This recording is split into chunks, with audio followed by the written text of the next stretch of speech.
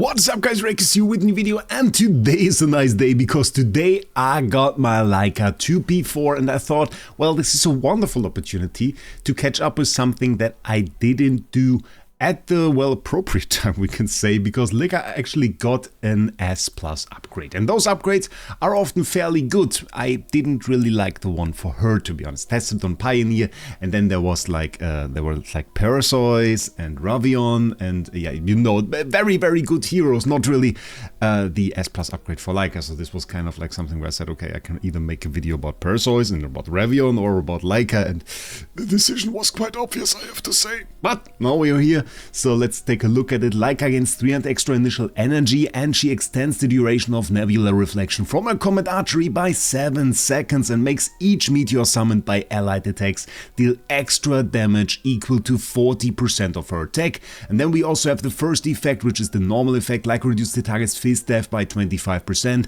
for 6 seconds if they are hit by Comet Archery, which is her ult. And she is actually a hero that was in the meta right at the start of the game together with Dynal in the teams, and then now made the comeback and is again in the teams, and again partly with Dynal but also with Perseus, because she's actually a hero that can give buffs, which has nothing to do with this ability. What this ability does is actually an buff for her ult, we can say. So essentially the good thing is you usually start off like this. This, by the way, is, and I can kind of prove that. Take a look at the initial energy that she has right here. This doesn't show you the S+ ability, even if you have it equipped. It's kind of weird. She starts with the usual 200 energy, but it gives us a comparison, which makes it very, very nice. So this is ×1 speed. You can see she shoots her ult, there is this fog on the ground, and if an ally now does a normal attack on an enemy, they will be hit by a meteor. This lasts for only 7 seconds, which is not a very, very long time, even in this game. Well, for PvP it is kinda very long, because we can get 4 seconds Pandora ults, but usually not quite that long. So an extension, and if we see that, by 7 seconds is quite substantial. And then it says, and makes each meteor summoned by allied attacks deal extra damage equal to 40% of their attack.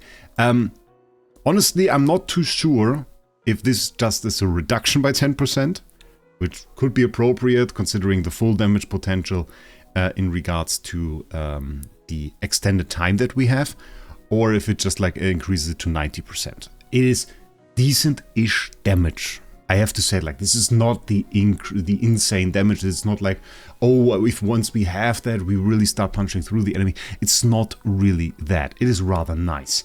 On top of that, you sometimes have some issues casting it. I can show you this in PvE. We have a nice stage over here.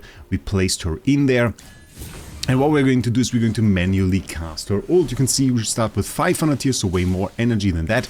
And you will also see that our fog lasts a whole lot longer than in this fight just now. So once we activate that, there is a little bit of a disadvantage that I also want to show you. You have limited direction ability, so you can only cast this thing in 6 directions, one being that one that's just not really displayed right here. But you can see how this really doesn't hit all the enemies all the time. So we can't cast it here, we can't cast it here, the next one would be there. So this would hit 2 enemies, and this hits like 3. If we would be able to cast it there, it would be better, but often you will find that she casts her ult like not really super optimally, a lot less optimal than you would expect. And so it just like lands over there. But now the enemies will be hit with meteors. On top of that, she has multiple fist death reductions. She has fist death reductions through her ult and also through her meteor, which is rather nice to have those fist death reductions on the enemy, because that will certainly help you deal a lot more damage. And once you have like a Cider team like this one with Iron together, and you pull the enemies all in one position, they also become a little bit easier to hit with the Comet Archery with our fog, as you can see. So that is fairly nice. And then we have a very nice attack speed buff on our allies, and this is overall fairly good. Is she like the #1 PvE buff hero? No, under no circumstances. So we don't really have proper damage. We don't really have like super good PvE buffs. We have 2 things really that carry her, and that is the attack speed buff. And the other thing is an initial energy buff. She has a buff that allows your heroes, or basically gives your heroes more energy at the start of the battle. And that is really, really nice. And that is used in PvP a lot. She sees barely any use, or we could really say no use, in PvE. But in PvP that is different, because, well, not her ult. Ults in general have a little disadvantage that as soon as you run into somebody that uses Dunlinger, well, you kinda struggle. Giving yourself an advantage with Dunlinger is obviously, well, kinda cheating, but still, nonetheless, there is stuff that you can do. And the first thing is really this passive skill, the Empyrean Blessing. Somehow, and I have no idea actually how AFK Journey managed to do that, this has stayed meta to an extent. Because there are so little heroes in this game that actually provide buffs, that a hero that was released, well, at least she never was released really, she was just in the game from the start. With this buff can still be interesting to play, because this will give you 40 attack speed, can be buffed with skill power, which is nice, and at the start of the battle also gives you 120 energy, so like 12% of an ult, which is not too bad. You can stack it with other stuff, including stuff like Theodore, which again will give one of your heroes some extra energy. You can stack it up, not really with Pandora. That part doesn't really work, because Pandora will remove the hero from the battlefield, and then this one gets an ult anyway. But you have like the extra designation here from Theodore. And then of course in the Mythic Plus here, the extra 350 energy that he grants to his lieutenant, so the hero behind him. And so that you can combine this for quick ults with heroes, for example, that have high initial energy. If we take a Siren, for example, that has 400 initial energy, you get to 870 energy just by that. So that is fairly interesting, and gives you an almost immediate ult, and yeah, can be fairly strong. The other example and the other use that I see quite often is for either Perseus or Dianel. Perseus, if we check this out, increases his damage for every temporary buff. The attack speed is a temporary buff, so that would give him an attack speed, an attack increase right here. So damage dealt is increased, and the damage reduction that he has is also increased. And of course, he can increase the buff itself by 40%, which gives him quite a very interesting attack speed buff, but not really a whole lot beyond that. I wouldn't say she's quite on a level of something like a Ravion. A Ravion giving enormous buffs, giving a lot of buffs, having damage by himself, having like a protection from death in his abilities as well. That is another level of hero. But nonetheless, she's played. We can right now even try to use her in PvP. We can once again attack fellow Brownie. He said he will adjust his team. He didn't. So he's in a video again and will be destroyed. Yeah, so let's do that. Already prepared it, already tried it, so this is unfair as it gets. We have this wonderful team here. I choose the positioning very carefully in this one, because I wanted to position her in front of his entire team, because otherwise, well, we struggle with the direction and ability again. If we try to use her as a damage dealer, by the way, it kind of works. We're cheating with an artifact here, and of course with big Pandora attack and everything, but we can kind of copy the results that we had in, I think it was season 2 or 3, where we last tried her and tried her with massive attack buff and made her seem great. And I could tell you that this is the result and that she is the best hero in the game, but actually she isn't. If you put her in a position where she is blocked by Dunlinger, for example, or just like in a normal fight, where you didn't adjust it in a way where to make her seem great, then she dies rather quickly. Because as for many heroes right now, her potential, and we are facing Dunlinger, I just want to point this out here, without being able to use her ult isn't really that high. And that is something that has become more and more of a factor for PvP actually. It is something that you want to keep an eye on in terms of what a hero can do. It is rather important what they do as long as the Dunlinger is on the board, if you plan to use them at a certain level. And I know many players don't really have Dunlinger, but if you go into a fight and you fight people with like Crown and P4 heroes and everything, they will pull out that Dunlinger, trust me. And then you kind of want to have a hero that can stand against them. Perseus being a wonderful example here, being super strong even during this time.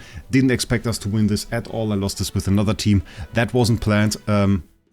Yeah, you can see she still did reasonably well. She has a synergy with Perseus, as I said, so you can use her as in a team with that. The more common factor is to use her with like Lily May in this team, which she doesn't really replace in my opinion. It's just like an extra buff for Perseus, which can be nice. Absolutely demolishing Atrax's team here, which I didn't expect, but this is cool. But damage-wise, even in a fight where I say she did remarkably well and survived for a rather long time, it is decent. I don't think this is damage, it was spread damage, so this is also something that we have to keep in mind. If the damage is spread between multiple heroes, that kind of has less impact than damage that is put on a single hero.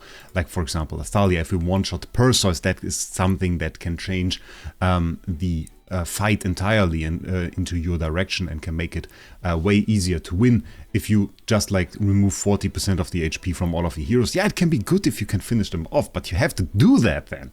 And if your enemy is running a healer, which in this case we didn't face, well, they might just be able to very, very rapidly recover from your attack. And then a hero that dealt a ton of damage in the end card might not have had the biggest effect on fight. And thus, this is something that we definitely want to reconsider. So, what does it come down to? Is this Supreme Plus ability worth anything, really? We won't use it for Dream Realm. We don't have to come to any conclusions there. We don't have to have any dreams about that. It won't happen. We don't really use it for AFK stages either. It doesn't have the biggest damage potential. It is a nice damage increase for PvP. It makes her stronger. It makes her ult faster. So it's nice. It doesn't cost us a lot. So buffed Lyca for as much worth as it is. We have that now. But in the end, you use Lyca for Imperium Blessing. This stayed the same. This will stay the same likely until we just get another buff hero in the Wilder faction. Because like it is faction specific. You don't want to spread out your heroes too much. So I think she's only really used at the moment.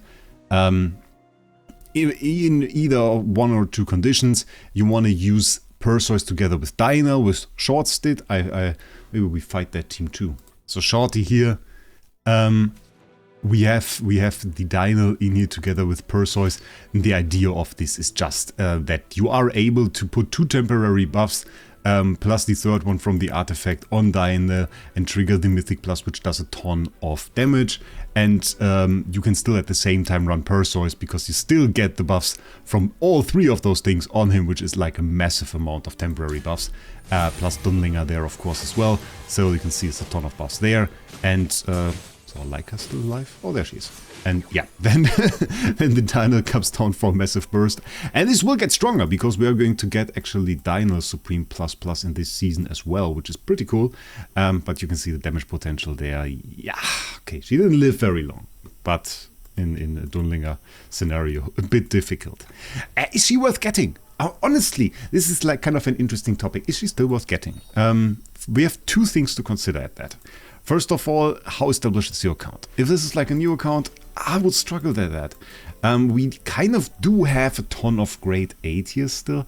I think you would want to have an Ulmus. You most certainly want to have your Faramore. Kafra you don't need, but I want him. You don't really need Arden anymore. I would say Damien, you don't need to upgrade him to high level, but you kind of want him. Theda is in many teams too, but afterwards you are kind of free to go with what you want. I see Parisa in some teams, but like, is it that important? And then you can go with Lyca if you want to have a hero for PvP, but she's like 4th or 5th in the summoning order, and it's the question whether you are at this point or not. There are some options though to get her, and this is kind of the good thing about her. If we check out the Dream Store, there are multiple heroes in there, including, and this is locked down because I have her already at before now, we have Lyca in here. And after you got Odie and some, well, of the important heroes, I would probably get Nero first, pretty good hero. You can go for Lyca in this shop and buy yourself some copies. So she's accessible and you can get her copies rather fast. You can even get a single copy. And the good thing even is if you have a single copy in theory, you have access to the buffs, which then again doesn't help you that much for PvP because, well, Paragon levels. So yeah, that's the thing. But right now she still is in the meta. Do I think she has the potential to stay there for a long time? It's just a question until they release a hero that gives us temporary buffs. Temporary buffs are valuable. If there is another Ravion style hero, from the Wilder faction or Celestial Hypogean, I think she will be gone. And then probably has no chance to recover. And that is a bit of a curse, and maybe I will allow myself one more word for that. It's a bit of a curse of a Supreme Plus upgrade. Because right now, the heroes are getting that, and either they get very good, like Nero for example, or they are mediocre. And when they are mediocre, which I would say Lyca outside of her Imperium Blessing ability is, they are gone forever. Or at least for like the next years. Because it is unlikely that this hero is going to receive another buff very soon. They are going to go for the next hero, so you can't hope for Supreme Plus ability anymore. Which I'm doing for like Khafra. I'm kind of hoping that Khafra gets a great Supreme Plus ability, and as long as he doesn't have one, there is hope. But as soon as your hero, your favorite hero gets one, and it's bad, well, yeah, it's kind of that's kind of it. And you probably won't see any change to it in the near future. But yeah, so lastly, I once again have to give the shout out to LD Shop, of course, for sponsoring this video. You get the cheapest dragon crystals for AFK Journey at LD Shop. They will give you the best servers, and if you register an account through the link in the description, they will give you a 15% and a 5% discount coupon on your account, which will make your purchases even cheaper. On top of that, honestly, every time I log in, they also send me a discount coupon. They are crazy with that. Sometimes there's some very interesting discount coupon. Recently, one that just took 5 USD off of like anything that you bought above 5 USD. So I got like a super cheap premium Gazette, which was crazy. So definitely don't miss those offers. Click the link down in the description, register an account, get yourself the discounts, and get yourself cheap dragon crystals today.